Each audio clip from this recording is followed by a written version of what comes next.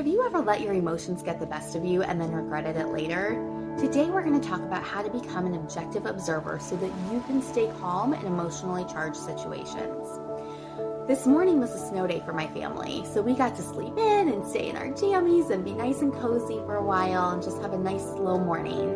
And eventually it got to be time for my kids to practice the piano. One of them sat down and did it no problem. 10 minutes later he was done. The next kiddo sat down, and what should have taken 10 to 15 minutes took 2.5 hours.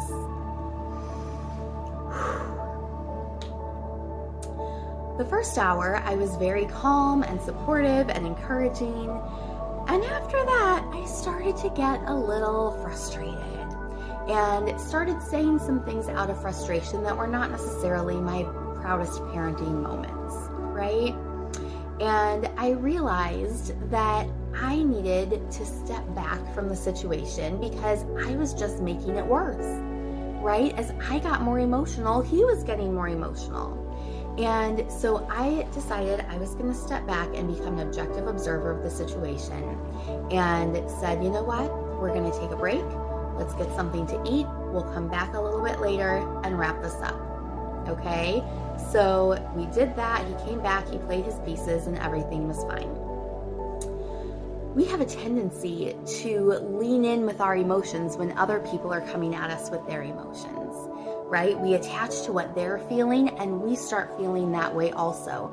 And then it just starts escalating and it gets into this battle of who's right and who's the winner and who's going to put the other one in their place. But really, nobody wins when that happens. Have you ever been in a situation where you felt like things were just escalating out of control and you didn't know how to stop it? When we become an objective observer, we're able to help de-escalate those emotional situations.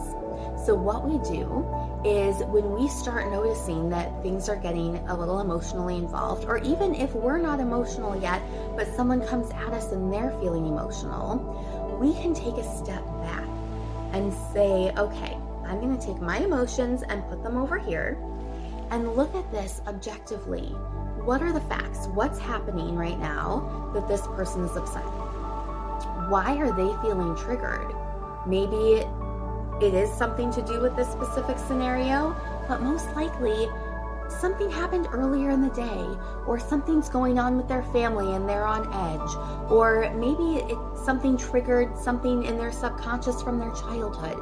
It could be so many different things, but when we try to figure out where they're coming from and approach them by acknowledging their humanity and coming to them with love instead of matching their anger or their fear or their frustration, that is how we start to de-escalate a situation. All right, we have to take our ego out of it because oftentimes our ego will say, oh no, I have to be right. Oh no, I have the solution to this problem, right? But if we can put that aside and say, how can I serve you with love? How can we approach the situation with love and peace and calmness?